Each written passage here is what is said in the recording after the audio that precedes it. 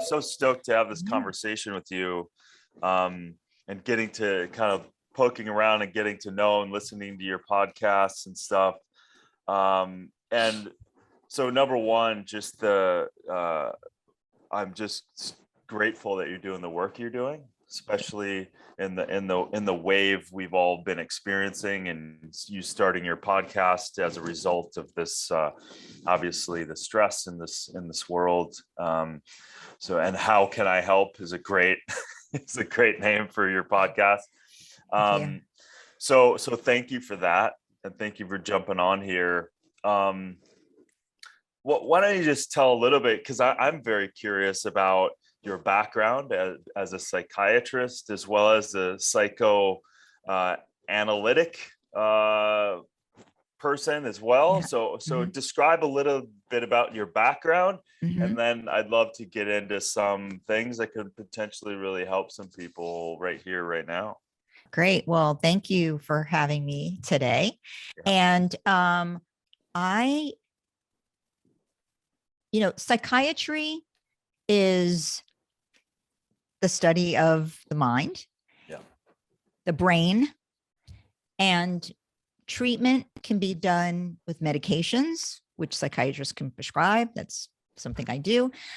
It can also be done with psychotherapies. Almost in every case of serious psychiatric illness, it's preferable to have both. But, in milder forms of issues, perhaps psychotherapy is sufficient. I always say start with psychotherapy. And psychiatrists practice different kinds of psychotherapy. So some psychiatrists practice cognitive behavioral types of therapy, which really have to do with the problem in the here and now, and looking at the thoughts that you have that are moving you to perform certain behaviors that are obviously not working for you in your life, and creating symptoms. So there are many different offshoots from cognitive behavioral therapies, acceptance-based, meaning-centered, many different kinds. But then there's also the kind of psychotherapy that looks at unconscious thought and how unconscious conflict may be driving behaviors or ways of feeling, and that bringing those unconscious thoughts into the light and examining them in your consciousness helps you to have the power to make different kinds of choices about behavior and helps you to have different feelings about that. That is the premise, I guess I'll say, of psychoanalytic treatment. And you can, do that in the form of a psychoanalysis proper, where, you're lying on a couch, not looking at the therapist, and you do it multiple times a week. But you can do it in psychodynamic psychotherapy, which could be once a week or, however often, but really in principle, still looking at unconscious conflict. So I went to medical school and I did my training to be a psychiatrist. And then I also, after that, went on to do training to be a psychoanalyst. And then I subsequently started doing a lot of what I would call public education work, which is, not just seeing a patient one-on-one, but talking to people in groups and talking to people, larger audiences, at a time really in the early 90s that, we really were not talking about mental health at all. So, there was a steep curve in those earlier days. And now, as you allude to, we do talk about mental health much more, and we've been forced to talk about it much more. I mean, I'm happy to say that we are talking about it much more in the face of this pandemic, but really all along it's been needed because, close to half of all Americans at some point will struggle with a mental health issue. And we don't talk about it. And stigma is the number one reason that people don't come to treatment. And without treatment, you continue to have suffering and sequelae from those mental health issues. Yeah, it's like there's so much of this that's so fascinating to me. And I have a master's in psychology, and I've always been interested in kind of this the world's coming together between this what's going on unconscious and the automations, and also what choices do we have. But if we don't turn and look, it's hard for us to realize that there is another way and another choice. And so much of that is going on right now with pressures outside of our normal resiliency quota debt or credit that we have in that resiliency bank, we just have a lot of pressure. So I would definitely want to dig into that. But let's talk a little bit about, because this has always been, it comes up all the time. And do you believe that, most of us are, you have a day and all of a sudden you wake up and you realize in that moment, like, what happened to the day? And, this automation of our unconscious is kind of running most of our lives. Is it safe to say that, 80-90% of our life is kind of coming from this automation and perhaps the unconsciousness? And if that is so, what can we do to unlodge some of that automation so that we can have a little more perceived choice? And I say that, Yeah.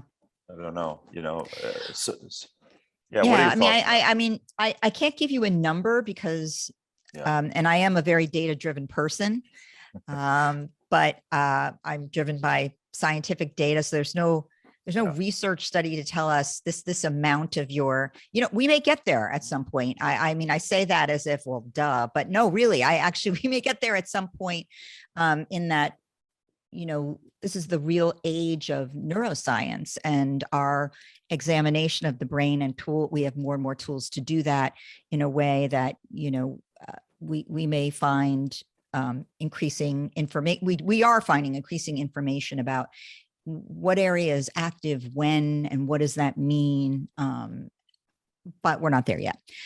But what I would say is that it is very hard to examine your own thoughts and your own thinking, mostly because most of us have a lot of defense mechanisms to keep us from doing that, because doing that is anxiety producing in many circumstances, or distressing in many circumstances. And so it can be hard work, and it can be so uncomfortable, and not even in our awareness that it's so uncomfortable that, our mind naturally and evolutionarily throws up roadblocks. Like, I don't want to know that. I don't want to think about that. So I'll be in denial about it, or I'll intellectualize it, or I'll keep it out of my awareness. I'll undo it in some way. I mean, there are all these different types of defense mechanisms that we all use every day that we're not even aware of, which is why sometimes it really is not just vital, but it is truly helpful to go to a good therapist, because they are objective.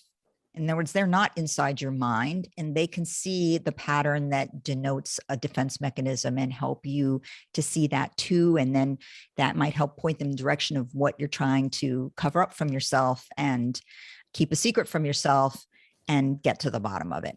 But people can also do self-analysis. Freud himself did self-analysis. The point being that if you are aware that you have repeated patterns of behavior that are not working for you, that you keep blowing up relationships, or, do something with your boss, or always pick a job where you're miserable, or, there are a million and one patterns that someone could be in. And the better question than how do I get out of this is why. And so asking, as an individual, you can keep going down, and I would advise people to keep going down the rabbit hole of why. Why might I be doing that? What does it make me think about? What from my past may be informing my thoughts on that? Is that still reasonable and logical in the current day? Or am I living something out that maybe no longer applies, so I feel stuck? And, it's various forms of that help you get to the bottom of things, which is how you change behavior. Yeah, and that alone, starting to just look at any sort of analysis, like you said, is stress inducing, because it's like regardless of how you want to put it in the box of understanding, if it's the ego or whatever, it's hard work to look at ourselves. It reminds me, I've been in a men's group with a professional psychologist that kind of keeps the professionalism, but at this point we can nail each other on almost everything, because to your point, we have chosen to step into that, and everyone in that group is holding this space that they see all of our problems that we've now displayed for 3.5 years, that there's no, like, well, okay, Darin, that's great, but you've done that 3 other times. So but it's such an interesting thing, us as humans, right? So we want to acutely like run away from any conflict like that, but at the same time, when you do it and you stick through it and you have an awareness or an epiphany or a different way or an understanding of doing something different, and the liberation of that is so bloody freeing and liberating to the whole being and body and stress. Like, that's the irony, right? It is ironic. I mean, but think about it, like running, if you've never run, is exhausting, and you're miserable and you sweat and you can't breathe and you're like, why am I doing this to myself? And you want to stop.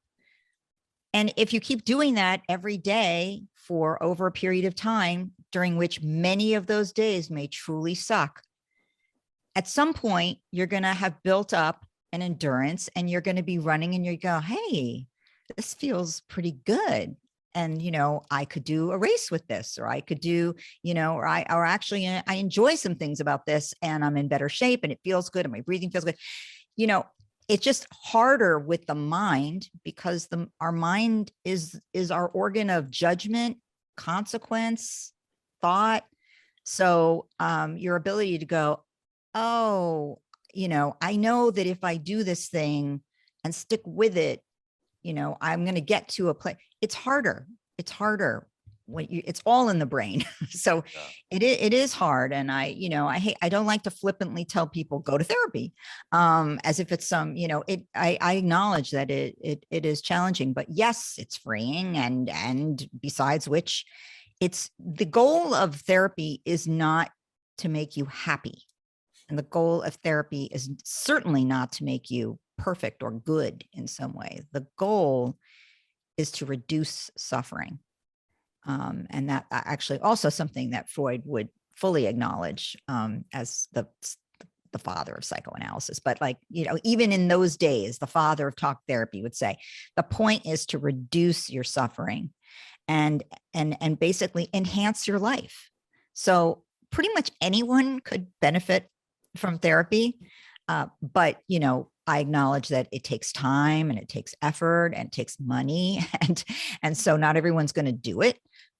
But when you have mental health or mental illnesses, I guess I should say, then it does reduce suffering. And for certain types of illnesses where there's a biological basis, so maybe not a personality disorder, but a depression, an anxiety disorder, bipolar disorder, it's more important than that, because every time you have an episode, you are strengthening the wiring in your brain that gives you the propensity to have another episode. So the longer it drags on and the more frequently it happens, the more likely it is to happen again in the future, something called the kinetic effect. So it's very important that people be aware of what constitutes a collection of symptoms that do need treatment, and then they go early and then they stick with it to get it to go into remission. That's very interesting, the way you put that together, because my brain immediately went to addiction, right? So maybe it's a physiological addiction that it's going into in that kinetic way. And it's very much like that, right? So I lost my father to alcoholism, and he was sober for 30 freaking years, right? And as soon as he fell back into that, it accelerated as if nothing happened, as we've heard that with alcoholism. So it's very interesting. So it's like treating it early before it kind of gets the snowball kinetic effect, as you said, is extremely important, because it is weird, right? It is so strange that we then get addicted to the feeling that it's giving us, even though we're miserable.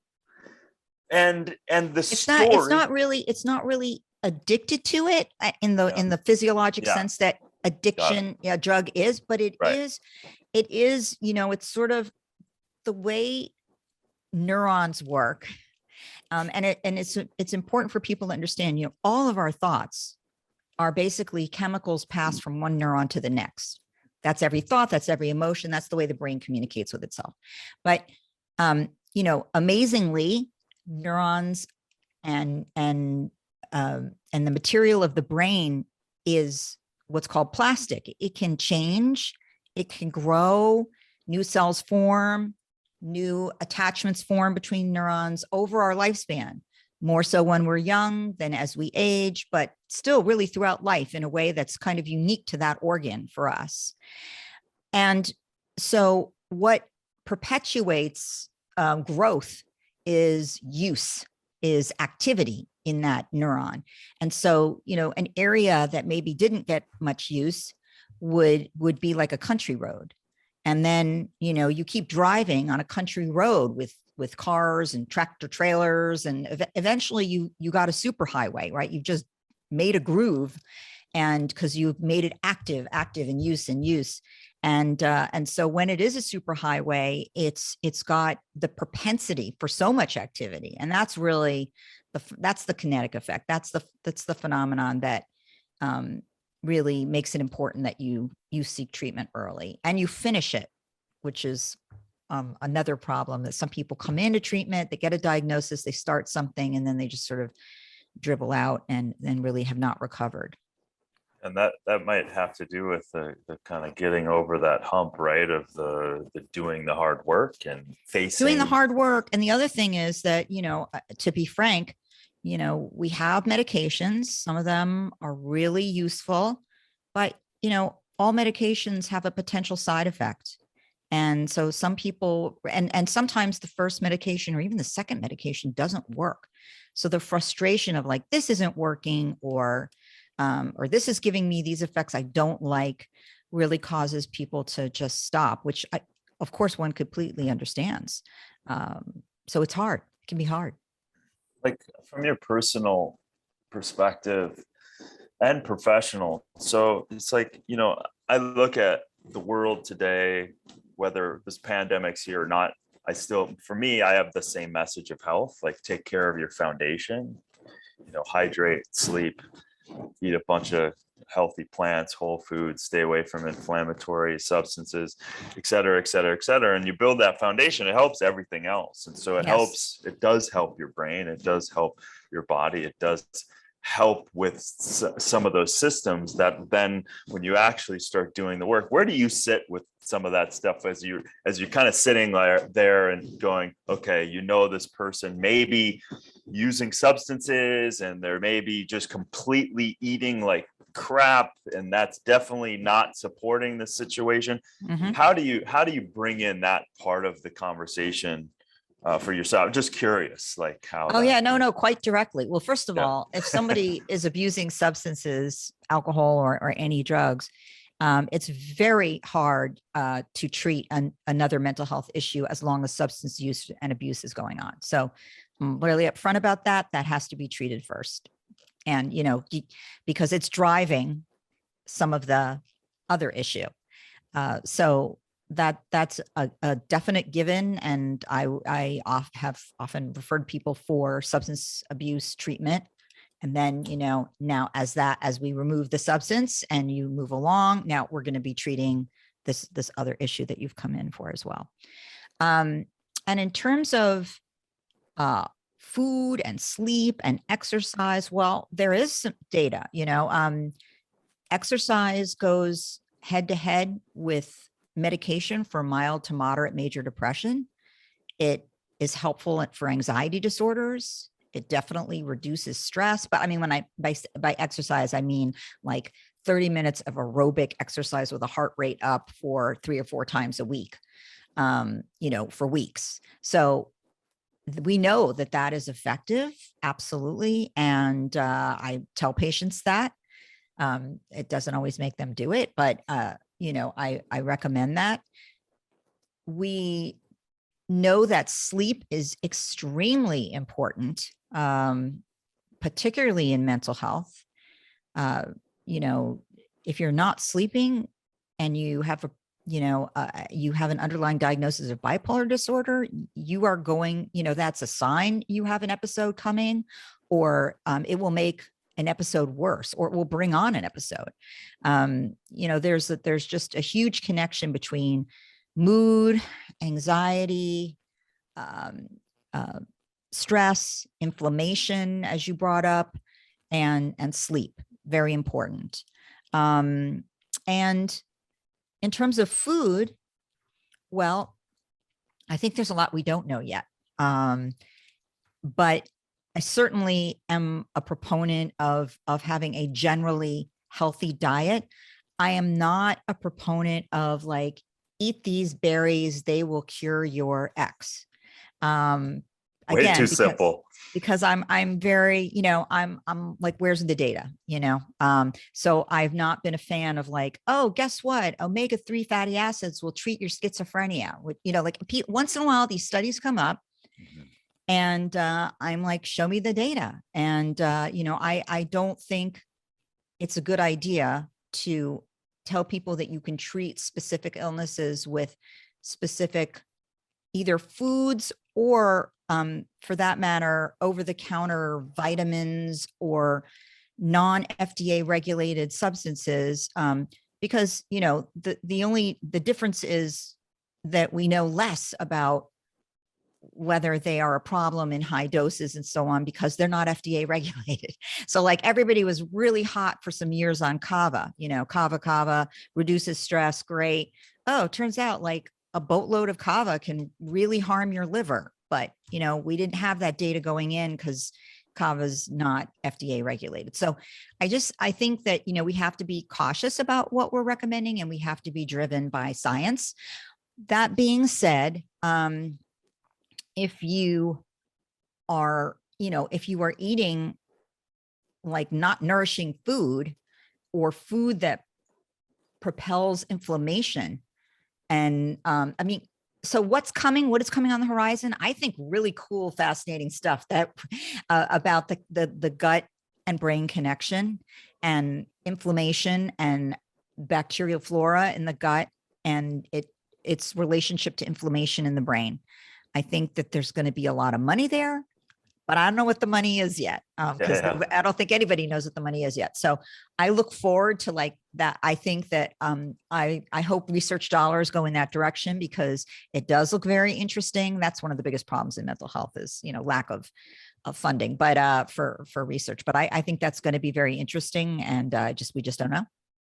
Yeah, I mean, it is interesting. Back to the berries thing, and maybe this is a connection. There's a research that came out where now they really realize that the anthocyanins that are in blueberries are actually a prebiotic.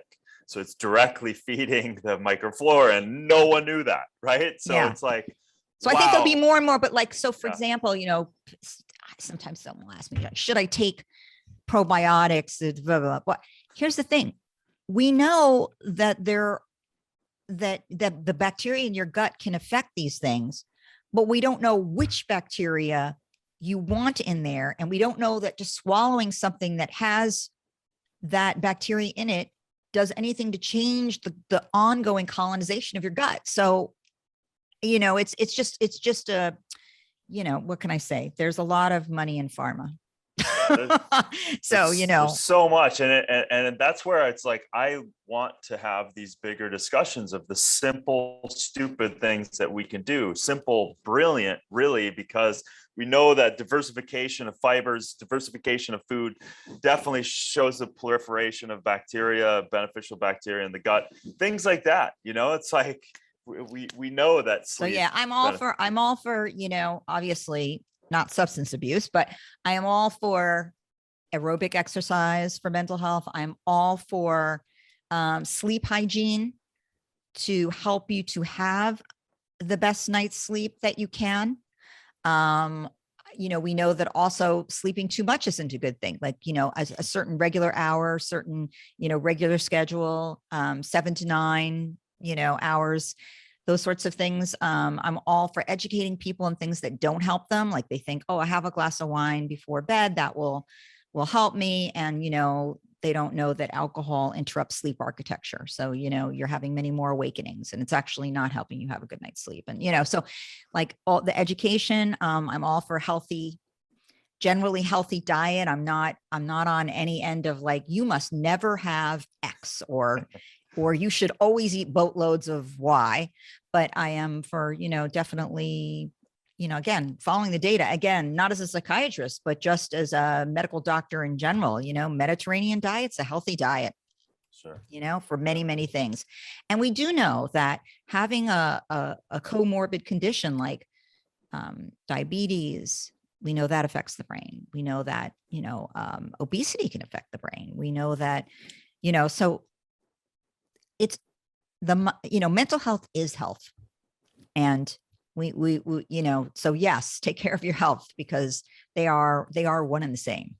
Yeah, mental health is health. Isn't that so powerful? And like when you take care of these foundational things and you live that way, and then also turn into your mind and your brain and what's going on, all of these things. Because again, it's like, obviously we so want to, our brains want to reduce things down to a light switch approach. And I tell you what, from environmental things to health things, like as I increase in age, my wisdom definitely is like, yeah, it's not that easy, man. It's like, and so many of these things are imperfect solutions that may be better moving the person forward, and then they get the next steps, they get the next set of information, they get the next set of integration, and that's really what it's about, and I love that. And that's it's wise, not only smart, it's wise to take that approach, because people will also overwhelm themselves to not even take any steps because they want to be perfect, or it's got to be this way, or if I don't do it perfectly, I'm not going to get any benefits. And that's really where it goes sideways. That's another kind of psychological issue, right? Perfectionism and being obsessional, and yeah. So let's unpack a little bit the current things that I think every human can and is taking on, especially now with anxiety and stress and burnout and depressed. It's like our reserve is taxed right now.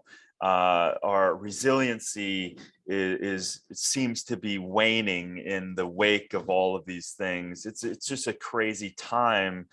What are some things that people listening today can at least, start to be aware of or move forward on? And then I want to definitely get into your book about genius and people maybe on the spectrum and stuff too. But I want to unpack this a little bit because, it's funny because I'm in California and I just went to Arizona and did a talk. And just being in Arizona, there was people just used masks if they wanted. There was no mandates. And it was like, wow, I didn't even realize how the grade of stress just leaving my property is just automatic, because people are running around. I'm empathic, so I feel it too, and I think we all are on some level. So you're feeling the fear, and then also this just other mandated part of it all. But just being in another place, I was like, oh wow, it feels great to be, and just to have that experience. I'm Right. like, wow, you don't even try to be aware of what's going on for me. And then you realize like I was carrying stress and I wasn't even aware of it. So some people might have the experience that you had. Oh, this is a change of scene. It feels like a vacation. I remember what this feels like. And people, I'm not seeing lots of things that trigger me around reminding me that there's an ongoing pandemic. So I feel more relaxed, and these people aren't afraid. So they seem more relaxed, and like, that's all great. Other people might have a totally different experience in doing exactly the same thing. They might feel, I have made all of these changes because there was something to be afraid of, like for good reason, right? And that reinforced my behavior because I felt more relaxed, like that we're all in masks and we're not standing on top of each other. So like, I'm not worried about getting infected and being sick.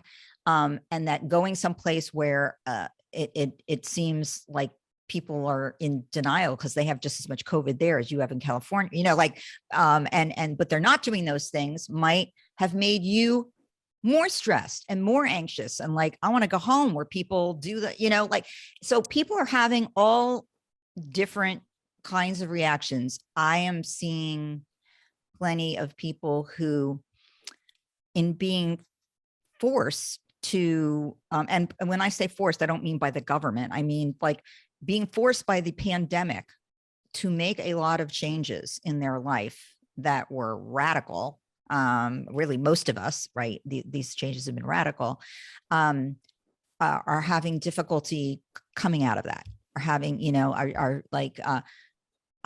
they might think to themselves, I want to go on vacation, or like, I want to go back to work, or I want to, go to a party. And then when the opportunity arises, they feel like, oh, maybe, I don't know, I'm very busy. They're reticent, and they're not aware that there's a lot of anxiety going on that makes it hard to go. They get back on a plane and they're like, is this person vaccinated next to me? Their mask is down here. They're, like, I feel so close to you. I mean, we were used to being close to people all the time, and now we've spent 2.5 years not being close to people. So there's just a panoply of, depending on what it is that made you anxious and uncomfortable. I think that a lot of people are still struggling. We know that over the last 1.5 years, rates of depression and anxiety went up 41%. Although interestingly, for 2020 and the first half of 2021, we also know that suicide rates did not go up. Did not go up. Across all age groups, even the children. I heard there yes. was like a increase. Okay. And I think it's really important that we, go with the numbers when, really look statistically at what's going on. I can't tell you why that is. I can tell you that rates of anxiety disorders and mood disorders have definitely gone up in kids, in teenagers, in young adults, in every age group. So, I think, it remains a very difficult time. There aren't enough people who are getting care for that. There aren't enough treaters to treat all those people. And what can you do for yourself? I think a couple of things. Everybody needs to have some coping tools that they can use on a day-to-day basis, depending on what the symptoms are you're struggling with. So, if anxiety, which tends to be most people's difficulty, or a lot of people's difficulty right now, maybe that's learning how to do paced deep breathing. Maybe that's learning how to do progressive muscle relaxation. These are practices you can do 5 or 10 minutes twice a day. Maybe it's going to be journaling about your mood, talking with friends, connecting with, people that you can trust and talk about how you're feeling. We know that's helpful. We know exercise, as we've talked about, is helpful. So having things that you do regularly, it could be like you get in a warm bathtub at night with bubbles and play relaxing music for half an hour, something that as we talked about, right? Mental health is health. Our mind is part of our body. When you physiologically relax your body, you relax your mind. And when your mind is anxious, it sends out neurochemicals that tells your body to like tighten up its muscle. It has the whole fight, flight response. So it is important to relax your body and have systems for doing that. Some people have taken up meditation, taken up yoga, whatever works for you. So have some things, teach some of those things to your kids.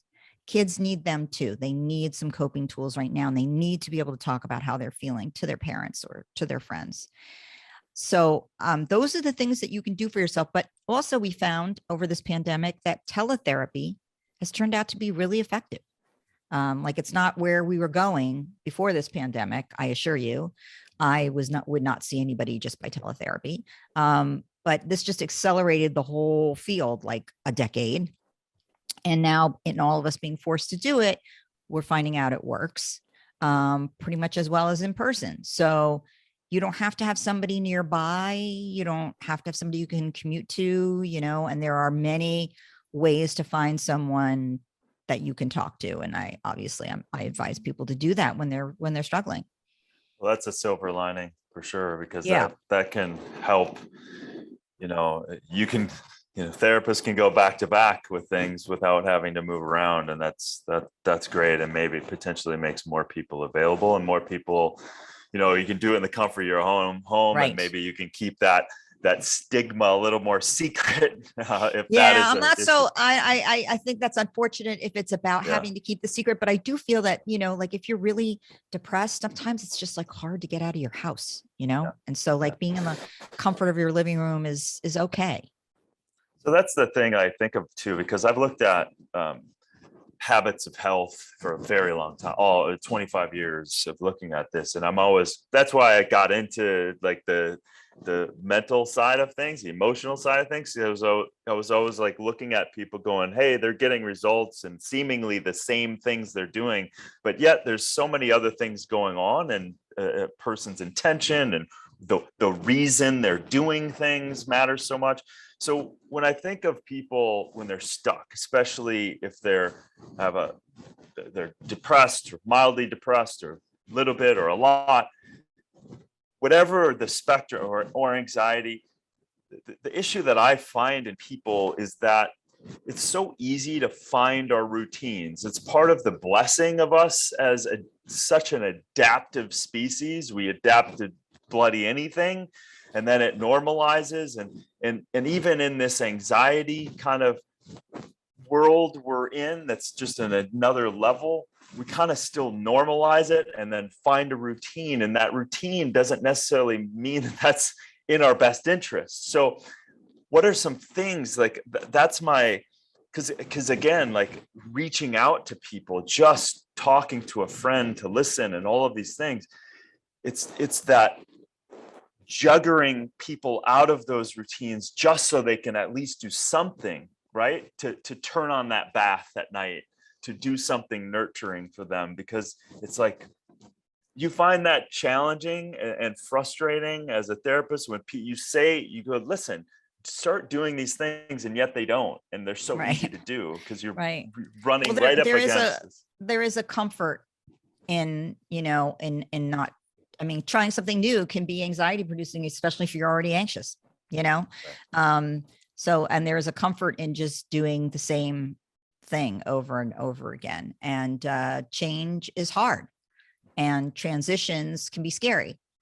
So, sometimes they don't do things because they tell themselves, no, I'm really okay. I'm really okay. Like it's not even a wish to admit that there's, a problem that you're addressing. And sometimes, it's feeling frozen.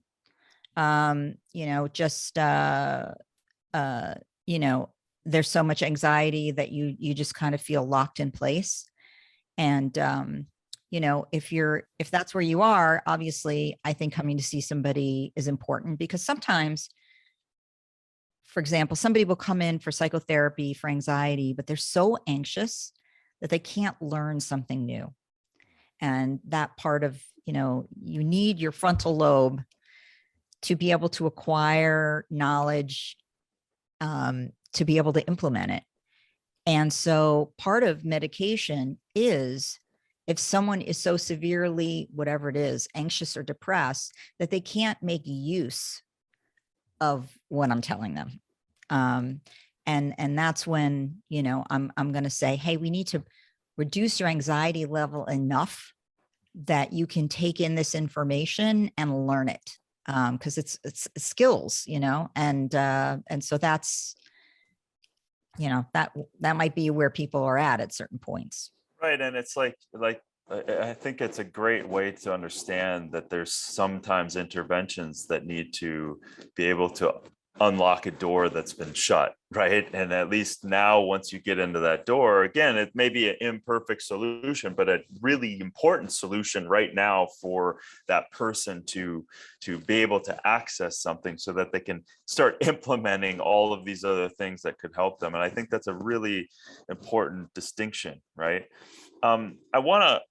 Let's just touch on, because I haven't had a chance to read this, and I'm just the title alone, I'm so intrigued. The Power of Different. I would literally, the link between disorder and genius. I was just having this conversation with a friend of mine, and it was this idea that we were talking about some people on the spectrum that have this ability to just focus and get clear, and then all of a sudden they're a genius at it. They've put in the hours, the time, they've made an invention, or they've made money, and then all of a sudden sometimes they're thrown out in the middle of things and people go, oh my God, it's so great. But then you also don't realize that type of person, and you're trying to compare yourself. But anyway, there's a lot of questions around that. I'd love to just give me your synopsis of that book and pick that apart a little bit. I think that's because I think, listen, I think this is just my conclusion. I think we're all on some sort of spectrum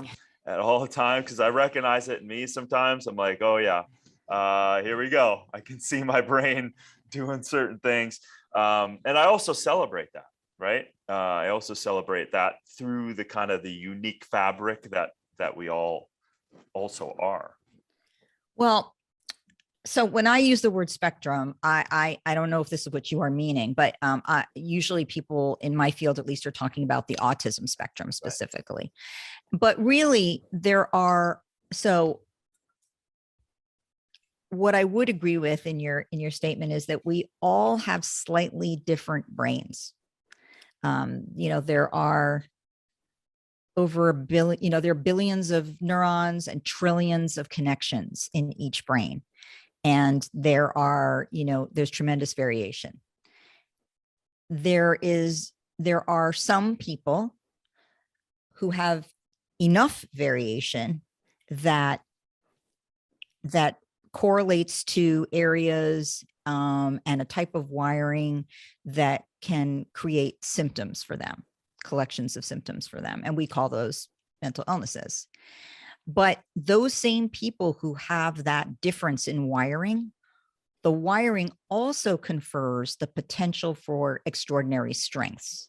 It doesn't mean they will use them, but it does, but they are there. And this is data driven. There are many studies that have looked at these various connections. And that was the point of this book, was for me to pull together the data, the research, talk to many people who have struggled mightily. Don't get me wrong. I do not jellycoat mental illness. You know, it can cause terrible suffering. But I'm also very aware that if you look back in history at the huge names of people who really changed their field or created their field, many of them, I would argue most of them, had a mental health diagnosis or a learning disability. And that really struck me. And so I really wanted to help. I wrote this to try to help people understand that, first of all, we're all a little different. We are all a little different. But that when you have enough difference that you have a mental illness, you should get treatment, because it will alleviate not only suffering in the short term, but suffering in the long term, as we talked about the kinetic effect. But you should also be spending time looking for what the potential strength is. And they can vary with illness to illness. And I try to elucidate that. So, for example, if you're talking about the autism spectrum, on the one hand, some people with autism, you would say, well, you know, they suffer a lot because social engagement is very difficult. They don't get it. And they perseverate a lot, and that can, make it even more difficult to socialize and function in the world. And that's just hard. But the same wiring that confers this perseveration, for example, also confers an ability to analyze and construct patterns in an extraordinary way, better than somebody who does not have autism, let's just say, and a comfort in repetition such that they can do detailed work, particularly work that looks at patterns, over and over and over again in a way that somebody who doesn't exist on the spectrum cannot. They would get bored. They would make mistakes. So, there's certain kinds of tech work that is, incredibly well suited if you are on the autism spectrum. But I talked to a young man who's like an incredible composer. He's played with the Boston Symphony. He's had albums of jazz composition that are extraordinary, that he started like under the age of 10, who is on the autism spectrum and teaches music. And certain elements of life are difficult, but he is also extraordinarily gifted. And, the data basically show that if you have a mental illness, but you are not severe, you are mild to moderate, your ability to be creative and think innovatively, creatively outside the box is superior on average to somebody who has no mental illness. But of course, if you have severe mental illness, then it's diminished, because severe mental illness doesn't mean that the potential strength isn't there. It just means that your ability to utilize it and manifest it, organize enough to be able to display that ability, is impaired. So overall, I talk about, mood disorders and anxiety disorders and schizotypal disorders, ADHD, attention deficit hyperactivity disorder, and autism and dyslexia as a learning disability, because these are the main symptom clusters that people have that is difficult, does disrupt their life. But as I said, close to half of all Americans at some point or another will have something. Yeah, that's amazing. I think that the education around it, because there is such a population, and is it safe to say that this is as far back as we know, is this always been a part of our evolution as humans? Have we always had this certain percentage of people in this area, on this spectrum, that are, I look at it as like, obviously the functional side of it is kind of beautiful when they get a lot of reward from their abilities to be able to exercise that. So is that true? Is as far back as you can tell, is that always kind of been something in our culture? Mental illness has always been present. Sure. It's just that it, in much earlier times, people didn't understand that's what it was, right? They thought it was, you were possessed or witchcraft, or, we didn't understand the biology. Your humors were run amok. There in the 1800s, there was a long period of, women who had any mental illness, their uterus was wandering around their body and all kinds of things. So, and then we have a history, unfortunately, as well, of doing just terrible, terrible things to people with mental illness because it was scary and we didn't understand it. And so, the field didn't really exist. We just locked people up or did terrible things to them. But I think, variations on brains have always been there, and therefore mental illness, amongst other variations, has always been there. And when it wasn't understood and there weren't treatments, sometimes the person who did something extraordinary was recognized in their lifetime. Sometimes they were, sometimes they weren't. Sometimes they lived an absolutely horrible, miserable life. Vincent van Gogh suffered horribly his whole life. And it wasn't until after his death that there was any recognition of his extraordinary contribution to the world of art. He probably had temporal lobe epilepsy, even though people, I think today think, oh, he was just, they use nuts or some, like they don't know. But his temporal lobe epilepsy, which comes along with the symptom of having visual hallucinations and things that would contribute to the potential to produce something on a canvas that is in your mind and that is not in other people's minds. And there was some understanding even at that time. They actually treated him for epilepsy in the hospital. I mean, they did understand that at some level that was temporal lobe epilepsy is not like other forms of epilepsy. You don't have proper seizures, but you have emotional seizures, as it were, and you have this constellation of symptoms because it's in the temporal lobe of the brain. So some people were not recognized, and some people, were, and they were seen as, the mad genius, which wasn't really so helpful to them. So, I'm sort of really advocating for, if you have a child who is struggling with something, that you spend time getting them treatment so they can suffer less, and that you spend time looking and introducing them to many things to find their potential strengths, because everybody needs that source of self-esteem, and, it's there. Yeah, that's beautiful. I think of a very good friend of mine, John McGinley. He's been an actor, he's Platoon and everything else. And his son, 23 years ago, was born autistic with Down syndrome. And I just, I marvel at John's ability to support him. And every once in a while, like it was 2 weeks ago, he just sends this video.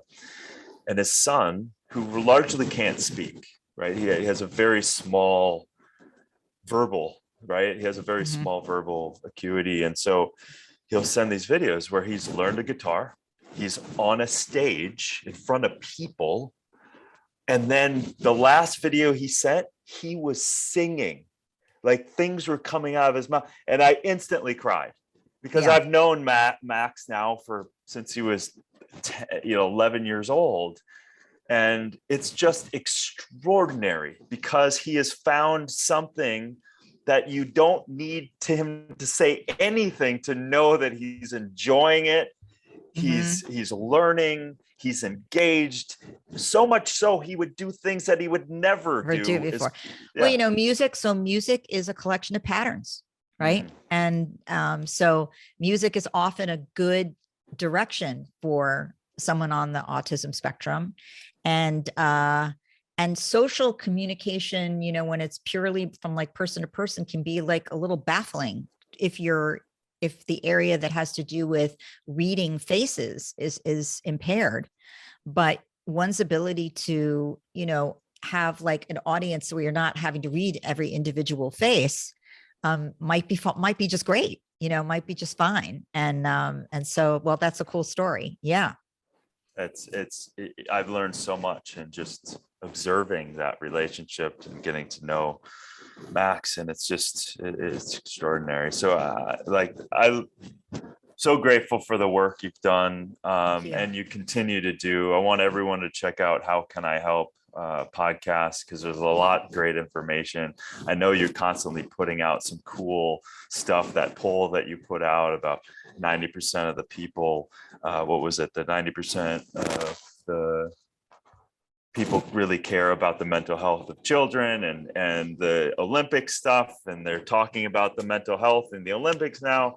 So which is great. It's so it's the more people that come forward and are honest about what's going on, the more comfortable people will be able to talk about it for themselves. I think, celebrities, athletes, it affects everyone. It definitely affects everyone. And the podcast, I people send me questions, and it's a great way to be able to, because, many people have to have similar questions about mental health issues or parenting or relationships. And, it's nice to be able to, put out information that people can really utilize. Well, you've created a great forum there, and the guests that you bring on and everything else is fantastic. So again, thank you for your time and thank you for your work here. And I can't wait for people Thank to, you. Thanks yeah. so much for having me today. I really appreciate it.